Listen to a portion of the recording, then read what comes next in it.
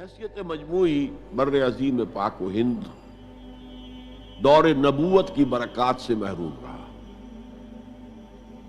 پھر یہ کہ دور خلافت راشدہ کی برکات سے بھی محروم رہا۔ یہاں اسلام کسی قابل ذکر حیثیت میں آیا ہے دور بنی امیہ میں، وہ بھی کسی دعوت و تبلیغ کے مثبت مقصد کے لیے نہیں، بلکہ ایک انتقام اور بدلے کے لیے کہ کچھ مسلمان تاجروں کا ایک بحری قافلہ جو سرندیپ سے لنکا سے جا رہا تھا عرب کی طرف، اسے یہاں کراچی کے قریب اسے یہاں کے سندھی ڈاکوؤں نے لوٹ لیا۔ اس پر مطالبہ آیا اسلامی مسلمان حکومت کی طرف سے، وہ ملوکیت تھی، اب وہ اسلامی حکومت اس معنی میں نہیں رہی تھی جس معنی میں کہ خلافت راشدہ اسلامی حکومت تھی کہ جو قیدی ہیں تمہارے پاس رہا کرو اور کمپنسیٹ کرو جو بھی نقصان یہاں ان مسلمان تاجروں کا ہوا ہے۔ جب اس کے جواب میں بالکل منفی رد عمل موصول ہوا تو پھر چڑھائی کا فیصلہ کیا گیا، گویا کہ یہ ایک سزا دینے کی ایک مہم تھی۔ بہرحال اس وقت جو اسلام یہاں آیا تھا اس کے کریکٹرز اس اسلام سے کچھ مختلف تھے جو بعد میں یہاں آیا۔ وہ اسلام جو محمد ابن قاسم کی سرکردگی میں سندھ میں آیا اور سندھ سے آگے بڑھ کر ملتان بلکہ موجودہ پاکستان کے تقریباً پورے نصف علاقے تک پہنچ گیا تھا، فٹ ہلز آف کشمیر تک، تو یہ اسلام خالص عربی اسلام تھا۔ ملوکیت تو آ گئی تھی لیکن بدویت اور عربیت جو ہے اس کی چھاپ اس پر ابھی گہری تھی، اور اس اسلام میں نہ ابھی فرقے تھے، نہ مسلک تھے، نہ حنفی، نہ مالکی، نہ شافعی، نہ حنبلی، نہ عقائد کے بارے میں بحثیں شروع ہوئی تھیں، علم کلام کی بحثیں ہوئی تھی، نہ ابھی یونانی فلسفے اور منطق کا حملہ ہوا تھا، ابھی کچھ نہیں تھا۔ سادہ اسلام، اسلام اپنی اصل سادگی پر برقرار تھا، چنانچہ اس کی قوت تسخیر بڑی زبردست ثابت ہوئی، اور خاص طور پر محمد ابن قاسم جو نوجوان 17-18 برس کا نوجوان اور نہایت نیک اور پاک باز، سندھ کے ہندوؤں نے جو اپنی ایک روایت ہے کہ اس طرح کا آدمی تو کوئی اوتار ہی ہو سکتا ہے، فارسی میں بھی کہا جاتا ہے کہ در جوانی توبہ کردن شیوہ پیغمبری است، جوانی کے اس عمر میں بھی کوئی شخص پاک زندگی گزار رہا ہو تو یہ تو پیغمبروں کا طریقہ ہے، اور ہندوستان میں تصور پیغمبروں کا نہیں تھا، اوتاروں کا تھا، تو اسے بھی ایک اوتار سمجھ کر اس کی مورتیاں تراش کر مندروں میں رکھ لی گئیں اور ان کو پوجا جانے لگا۔ یہی چیز اس کے لیے خطرے کا سبب بن گئی، کیونکہ اب بیک ہوم اسلام کا جو اصل گھر تھا عرب، اس میں ملوکیت آ چکی تھی، اور ملوکیت کبھی اسے برداشت نہیں کر سکتی کہ کوئی اور شخص اتنا پاپولر ہو جائے کہ اسے چیلنج کر سکے۔ لہذا محمد بن قاسم کو بلایا گیا اور شہید کر دیا گیا۔ اب اس کے بعد ظاہر بات ہے کہ وہ اسلام ریسیڈ کرنا شروع ہوا، واپس آنا شروع ہوا، اس کے کچھ اثرات اس علاقے میں رہ گئے، لیکن اسلام کی واپسی ہو گئی۔ یہ اسلام کا پہلا ورود تھا بر عظیم کی سرزمین پر۔ اس کے بعد اسلام آیا ہے 300 برس بعد، اور اب یہ آیا ہے شمال مغربی سرحدی صوبے میں جو دریں ہیں، کوہ سلیمان میں، کوہ ہندو کش اور کوہ سلیمان میں، درہ خیبر ہے، درہ ٹوچی ہے، درہ گومل ہے، درہ بولان ہے، یہاں سے آنا شروع۔ اس اسلام کی خصوصیات کچھ اور تھی۔ ان 300 سالوں میں فقہی مسالک بھی پیدا ہو چکے تھے، حنفی، مالکی، شافعی، حنبلی، ان کے درمیان اختلافات بھی تھے، بحثیں بھی تھیں، مناظرے بھی تھے۔ دوسرے ایک خاص جو ہے تصوف کا فن جو ہے وہ بہت ترقی کر چکا تھا، اور اس میں اکثر و بیشتر وحدت الوجود کا تصور اس کی بنیاد میں موجود تھا۔ تیسری بات یہ نوٹ کیجئے کہ یہاں جو لوگ آئے وہ سب حنفی تھے،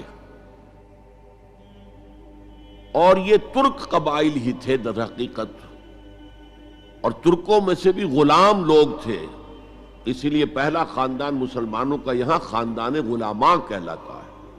ترک غلام تھے یہ، جو اپنی ذاتی صلاحیت اور اپنی استعداد کی بنا پر ترقی کرتے کرتے بادشاہت کے مقام تک پہنچے۔ عالم اسلام میں اس وقت دو عظیم جگہوں پر غلاموں کی حکومت تھی، اور اس سے اندازہ ہو سکتا ہے کہ اسلام میں غلاموں کا فیوچر کتنا روشن ہے۔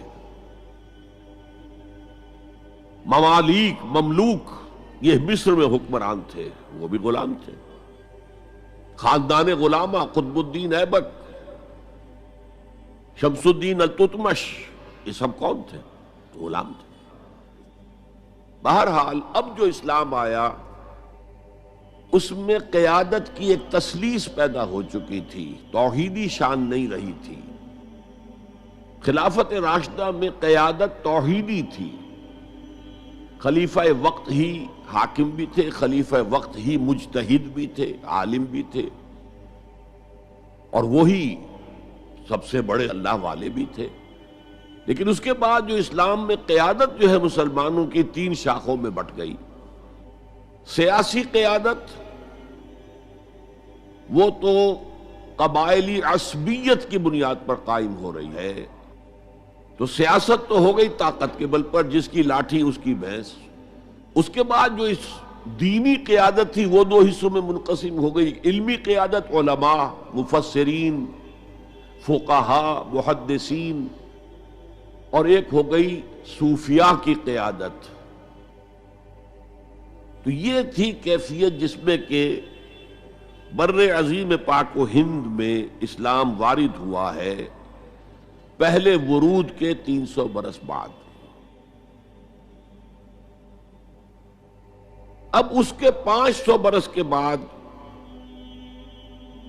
یہاں ایک اور ایلیمنٹ آیا، اور وہ تھا شیعیت کا۔ آپ کو معلوم ہے کہ سن 1000 عیسوی میں پاکستان کا جو علاقہ اس وقت کا ہے یہ عالم اسلام میں داخل ہو چکا تھا۔ شہاب الدین غوری وغیرہ کی حکومت وہاں تک تو تھی، البتہ دہلی پر 1206 میں تخت دہلی جو ہے مسلمانوں کا 1206 میں شروع ہوا ہے۔ بہرحال اس کے بعد ہم کہہ سکتے ہیں کہ 300 برس بعد یہاں پر یہ شیعیت آئی ہے، داخل ہوئی ہے، ورنہ اس سے پہلے خالص سنی اسلام تھا اور خالص حنفی۔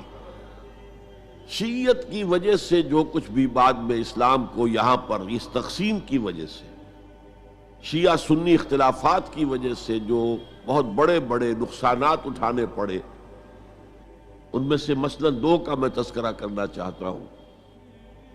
ڈاکٹر امبیڈکر، انہوں نے فیصلہ کیا تھا میں مسلمان ہو جاؤں، گویا کہ یہاں کے اچھوتوں کا مسئلہ وہ اس طور سے حل کرنا چاہتے تھے کہ ہم این بلاک مسلمان ہو جائیں۔ لیکن جب ان کے بارے میں معلوم ہوا تو پھر وہاں پہنچ گئے کچھ لوگ کہ آپ اس مسلک کو اختیار کریں یا اس کو کریں۔ وہ اسی حیث بحث میں پھر انہوں نے فیصلہ کیا کہ میں کوئی بھی نہیں اختیار کرتا، اگر کوئی ایک اسلام ہے ہی نہیں، اب میں ایک کو اختیار کرتا ہوں تو دوسرے سے میری مخاصمت ہو جائے گی، دوسرے کو اختیار کرتا ہوں تو پہلے سے ہو جائے گی۔ اب اگلا دور آیا، ہندوستان میں انگریز آ گئے۔ یہاں موجود بہت سے غیر مسلموں کو شاید میری باتیں اب کچھ ناگوار گزریں، لیکن کچھ حقائق ہیں جو تلخ ہیں لیکن حقائق ہیں، انہیں سمجھنا چاہیے۔ انگریزوں نے یہاں آ کر حکومت چھینی سی مسلمانوں سے بیشتر، ویسے تو یہ کہ ہندو راجے مہاراجا بھی تھے، لیکن بیشتر علاقوں میں تو مسلمان حاکم تھے، لہذا انہوں نے مسلمانوں کو دبانا بہت ضروری سمجھا، اس لیے کہ جو سابق حاکم ہو ان میں ایسپیریشنز پیدا ہوتی رہتی ہیں کہ ہم تھے یہاں کے حاکم، کیوں نہ واپس حاصل کریں۔ بغاوت کے ان کے اندر جراثیم مسلسل پروان چڑھتے ہیں۔ مسلمانوں کو دبایا اور ہندوؤں کو اٹھایا۔ کیوں؟ کہ ہندوؤں کے لیے معاملہ صرف چینج آف ماسٹرز کا تھا، کوئی بڑا حادثہ تو نہیں تھا۔ پہلے مسلمانوں کے غلام تھے، اب انگریزوں کے غلام ہو گئے، اور اس اعتبار سے انگریز نے بھی انہیں قریب کیا اور ہندوؤں نے بھی مغربی علوم اور مغربی سائنسز کو پڑھنے میں بڑی سبقت کی۔ بنگال میں انگریز آیا، اور بنگال میں آپ کو معلوم ہے اکثر و بیشتر جو سائنسدان پیدا ہوئے جن کی کہ لکھی ہوئی ٹیکسٹ بکس جو ہے بہت عرصے تک استعمال ہوتی رہی ہندوستان میں، یہ کون تھے؟ چیٹرجی، بینرجی، سب کے سب بنگالی تھے۔ ایک اور بات یہ ہے کہ ہندو اپنے ماضی سے بہت دور آ چکے تھے، ان کا ماضی عظمت والا، آخر اشوک کا دور بہت عظمت کا، چندر گپت موریہ کا دور بہت عظمت کا، وکرمادیتیہ کا دور بہت عظمت کا تھا، لیکن وہ اب بہت پیچھے جا چکے تھے۔ تقریباً مسلمانوں کی آمد کی وجہ سے 1000 سال کا فصل واقع ہو چکا تھا۔ لہذا تہذیب و تمدن کے لیے بھی، جیسے کہ انہوں نے مسلمانوں کے زمانے میں فارسی پڑھی، فارسی پڑھتے تھے، کوڈ لینگویج فارسی ہے، جیسے کہ پھر بعد میں مسلمان اور ہندو اور سب نے انگریزی پڑھی۔ ملازمتیں ملیں گے تو انگریزی پڑھنے والوں کو ملیں گی، راستہ کیریئرز کا کھلے گا تو انگریزی پڑھنے والوں کا کھلے گا۔ اسی لیے کہاوت تھی ہندوستان میں، پڑھے فارسی اور بیچے تیل، دیکھو رے قسمت کے کھیل۔ اب فارسی پڑھ کے تو اسے کہیں حکومت کے اندر اہلکار ہونا چاہیے، اس کی حیثیت کچھ اور ہونی چاہیے، فارسی پڑھ کے اور تیل بیچنا۔ جبکہ مسلمانوں کا معاملہ یہ تھا کہ ان کی تو ابھی تہذیب اور تمدن، ان کی روایات ابھی تازہ تھی، لہذا جو غیر مسلم تھے یہاں کے، انہوں نے انگریزی علوم، انگریزی سائنس، انگریزی تہذیب، اس کو کھلے دل کے ساتھ خوش آمدید کہا، اور مسلمانوں میں ایک زبردست ڈویژن ہو گیا۔ بلکہ ابتدائی ری ایکشن تو بہت سخت تھا، یک طرفہ تھا۔ ہم نہ انگریزی پڑھیں گے، ہم نہ انگریزی علوم سیکھیں گے، نہ سائنس پڑھیں گے، ہم تو اپنے کونوں کھدروں میں، اگرچہ جو سیلاب آ گیا ہے اس کو روکنے کی طاقت تو ہم میں نہیں ہے، لیکن ہم کونوں میں جا کر بیٹھ جائیں گے، قال اللہ قال الرسول۔ اور انگریزی تہذیب سے اس قدر دوری کہ اگر کوئی میز کرسی پر بیٹھ کر کھانا کھا لے تو کرسٹان ہو گیا۔ یہ تو کسی نے چمچہ استعمال کر لیا کھانے میں، کانٹا تو بہت دور کی بات ہے، چمچہ بھی استعمال کر لیا تو کرسٹان ہو گیا۔ تو اس درجے ری ایکشن تھا علماء کے زیر اثر حلقوں میں، گویا کہ وہ جو گاندھی جی کا فلسفہ تھا نان کوآپریشن، تو مسلمانوں نے انگریزوں کے ساتھ شدید قسم کا naan cooperation from the very beginning شروع کیا۔ اس پر سر سید احمد خان نے ان دونوں چیزوں کی مخالفت کی۔ ایک تو انہوں نے انگریزوں کو بتایا کہ دیکھو یہ جو آزادی کی جنگ تھی یہ صرف مسلمانوں کی نہیں تھی، 1857 کی، یہ تو مشترک تھی۔ تو اس کے اندر کیا سبب ہوا ہے، اس کی وجہ سے آپ مسلمانوں سے بعد محسوس نہ کریں، اور مسلمانوں سے بھی کہا بھائی انگریزی پڑھو، انگریزی علوم حاصل کرو، سائنس پڑھو، سائنٹیفک نالج حاصل کرو، ورنہ تمہاری حیثیت ہندوستان میں کیا رہ جائے گی؟ پلے دار رہ جاؤ گے یا گوشت فروش رہ جاؤ گے، اللہ اللہ خیر صلی اللہ، اور تمہاری کوئی حیثیت نہیں رہے گی۔ تو اس اعتبار سے سر سید احمد خان ایک اہم لینڈ مارک ہے۔ اس کے علاوہ انگریزی دور کا ایک اور جو پہلو بہت اہم ہے، انگریزوں نے ڈیوائیڈ اینڈ رول پالیسی کے تحت مسلمانوں اور ہندوؤں کے درمیان مرافرت کو ہوا دی۔ یہ ان کی پالیسی رہی مستقل، یہ ایک قوم کی حیثیت سے سامنے نہ آ جائیں، پھر ظاہر بات ہے کہ ہمارے پاؤں تو اکھڑ جائیں گے یہاں سے۔ تو یہ جو ہمارے ہاں شروع ہوا، کچھ اور فیکٹر بھی تھے۔ ہندوؤں میں ایک انتقامی جذبہ بھی تھا کہ مسلمانوں نے ہم پر حکومت کی ہے 800 برس، 1000 برس، اور ظاہر بات ہے سارے حاکم اچھے تو نہیں تھے، کوئی اچھا بھی تھا تو اکثر و بیشتر تو عیاش قسم کے لوگ تھے. ہم نے محل بنائے، تاج محل بنائے، ہم نے کوئی کام اور تو کیا نہیں. دین کی تبلیغ تو اولیاء اللہ نے کیا، صوفیاء نے کی. کبھی بھی سرکاری سطح پر، حکومت کی سطح پر یہاں تبلیغ اسلام کا اہتمام نہیں ہوا. ایک دو ایکسیپشنز ہیں.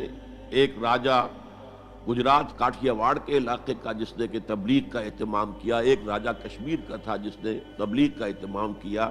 باقی حکمرانوں نے کوئی کوشش نہیں کی. آزادی سے قبل متصلاً جو کیفیت پیدا ہو گئی تھی، اس کا ایک اہم فیکٹر یہ تھا کہ مسلمانوں میں ہندوؤں کا ایک خوف پیدا ہو گیا، کیونکہ جو نظام اب بن چکا تھا وہ تو یہ تھا کہ ووٹ کی بنیاد پر فیصلے ہوں گے، ون مین ون ووٹ. اس کے اعتبار سے مسلمان اقلیت میں اور غیر مسلم ہندو یہاں اکثریت میں. تو گویا کہ ہمیشہ کے لیے اگر ایک ملک کی حیثیت سے یہ ملک جو ہے تقسیم آزادی حاصل کرتا ہے تو مسلمان غلام ہو جائیں گے. ان کی تہذیب بھی ختم کر دی جائے گی. شدھی کی تحریک شروع ہو چکی تھی، ان کا مذہب بھی تبدیل کرنے کی کوشش کی جائے گی. میوات کے علاقے میں بڑی زبردست تحریک اٹھائی گئی تھی شدھی کی، جس کا توڑ کرنے کے لیے مولانا محمد الیاس رحمۃ اللہ علیہ سامنے آئے اور تبلیغی جماعت کا انہوں نے سلسلہ شروع کیا.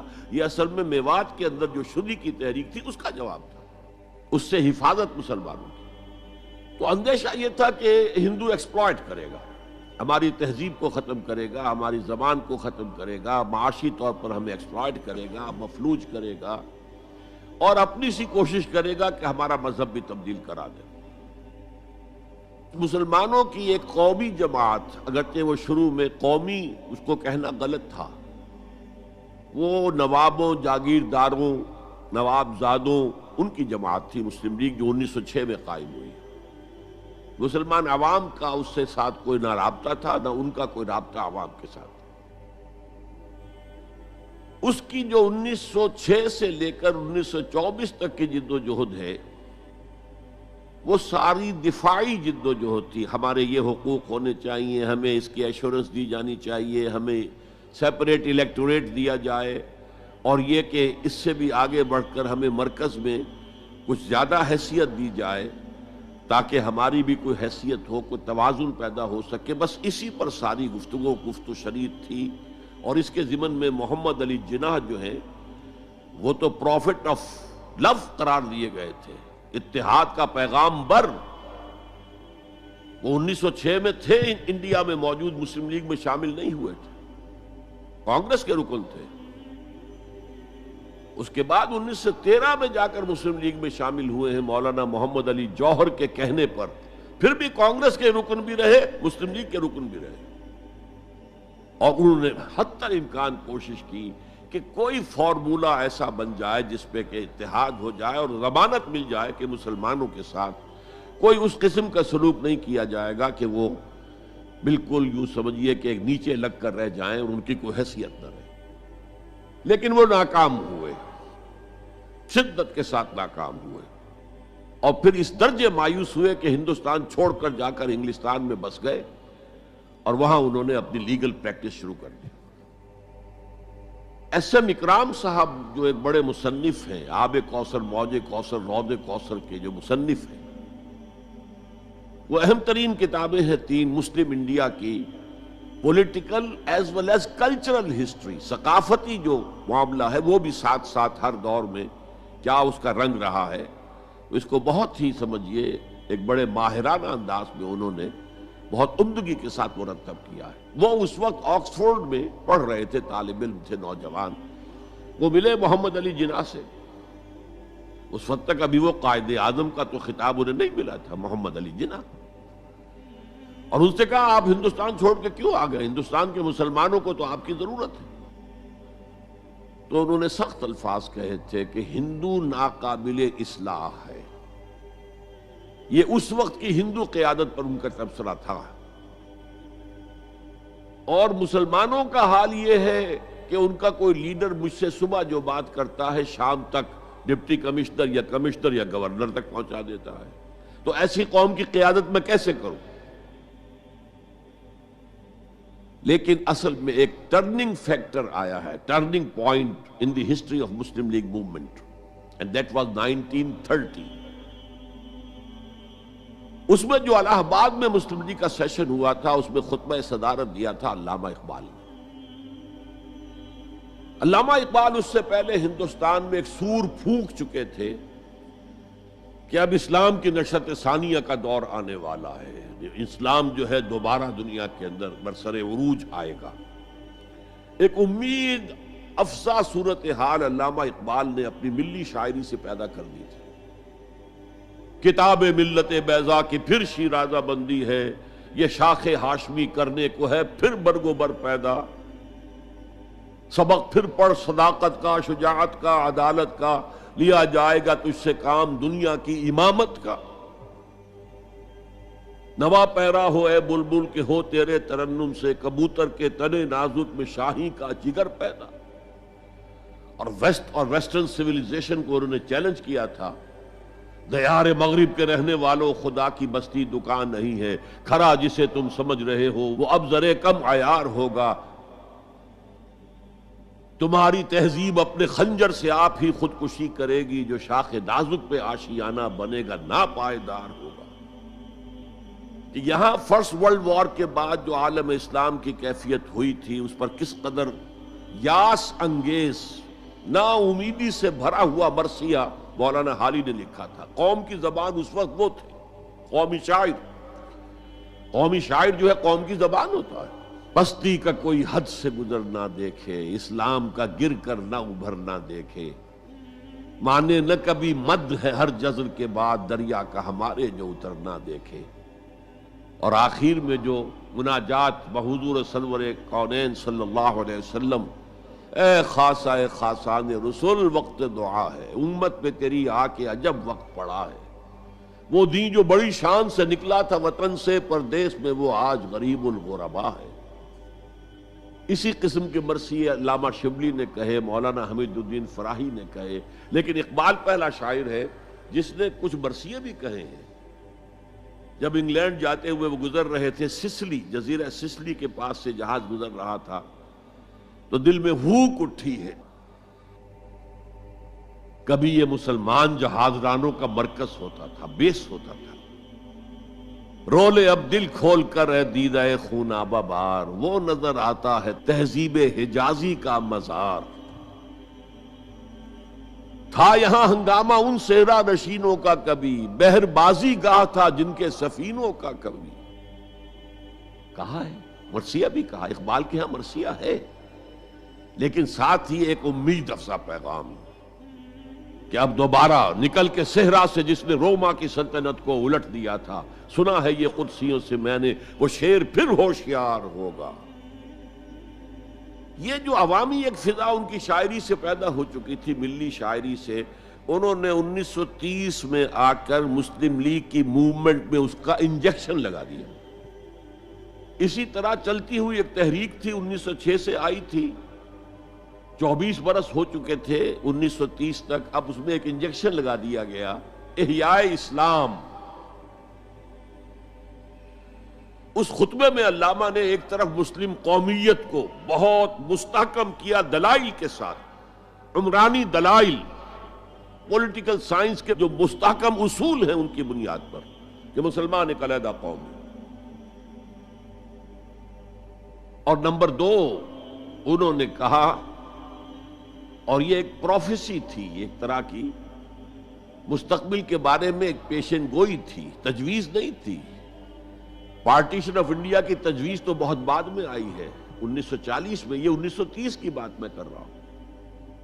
تو انہوں نے کہا تھا مجھے یقین ہے کہ یہ ڈیسٹنی ہے، تقدیر مبرم ہے کہ ہندوستان کے شمال مغرب میں، شمال مشرق کا انہیں اس وقت احساس نہیں ہوا تھا. ایسٹ پاکستان کا جو اب بنگلہ دیش ہے ادھر ان کی نگاہ نہیں گئی تھی. ہندوستان کے شمال مغرب کے اندر ایک آزاد مسلمان ریاست قائم ہوگی، اور اگر ایسا ہو گیا تو ہمیں موقع مل جائے گا کہ دور ملوکیت میں جس کے لیے لفظ بڑا ثقیل استعمال کیا انہوں نے، عرب امپیریلزم. یہ بنو امیہ، بنو عباس یہ عرب امپیریلسٹ تھے، یہ عرب قوم کا امپیریلزم تھا. ان کی حکومت اسلام کی عکاسی کرنے والی نہیں تھی. اسلام کی عکاسی کرنے والی تو خلافت راشدہ تھی. ابو بکر تھے، عمر تھے، عثمان تھے، علی تھے رضی اللہ تعالی عنہ. تو دور ملوکیت میں یا دور عرب امپیریلزم میں جو داغ دھبے آ گئے ہیں اسلام کے چہرے پر، انہیں صاف کر کے اور صحیح اسلام کی ایک شکل دنیا کو دکھائیں. یہ انجیکشن ہے پازیٹیو مقصد کا. اس وقت تک، اس سے پہلے تک تحریک صرف ایک منفی جذبے پر چل رہی تھی. ہندو کا خوف، ہندو اکثریت کا خوف، ایکسپلائٹیشن کا اندیشہ. لیکن اب اسے ایک مثبت بنیاد مل گئی. 1932 میں قائد اعظم گئے انگلستان، لندن، گول میز کانفرنس میں. جناح صاحب اس میں شریک نہیں تھے، اس لیے کہ وہ تو ویسے ہی سیاست کا میدان چھوڑ چکے تھے. اس موقع پر پھر علامہ اقبال نے ملاقاتیں کی ہیں جناح صاحب سے، اور وہی انجیکشن ان کو بھی لگایا،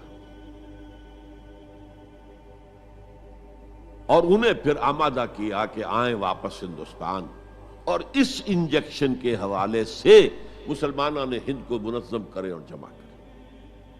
تو یہ پھر تحریک پاکستان جو ہے، چونکہ مسلمانوں کے جذبات کے ساتھ اس کی ہم آہنگی، معجزہ ہو گیا کہ مسلم مائنورٹی کے پروونسز نے کس طریقے سے یکجا اور یکسو ہو کر اس موومنٹ کو سپورٹ کیا.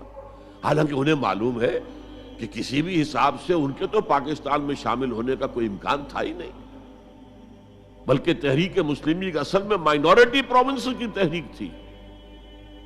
جو صوبے بعد میں پاکستان میں شامل ہوئے ہیں ان میں سرحد میں تو کانگریس کی حکومت تھی ٹل دی لاسٹ ڈیٹ. پنجاب میں یونینسٹ حکومت تھی ٹل دی لاسٹ ڈیٹ.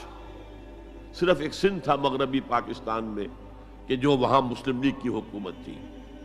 ہاں، بنگال میں مسلم لیگ کی حکومت تھی، اور بنگال ہی مولد ہے جہاں ولادت ہوئی ہے 1906 میں مسلم لیگ کی، اور طویل ترین عرصے تک مسلم لیگ کی حکومت وہاں رہی.